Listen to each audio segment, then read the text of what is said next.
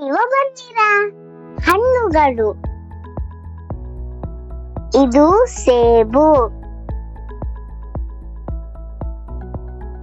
ಇದು ಬಾಳೆಹಣ್ಣು. ಇದು ಮಾವಿನ ಹಣ್ಣು. ಇದು ಕಿತ್ತಳೆ. ಇದು ದ್ರಾಕ್ಷಿ. ಇದು ಕಲ್ಲಂಗಡಿ. ಇದು ಸೀಬೆಹಣ್ಣು. ಇದು ಹಲಸಿನ ಹಣ್ಣು. ಇದು ಪಪ್ಪಾಯಿ. ಇದು ದಾಳಿಂಬೆ.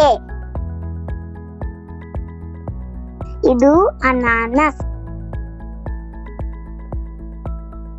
ಇದು ನಿಂಬೆ ಹಣ್ಣು. ಇದು ಸೀತಾಫಲ.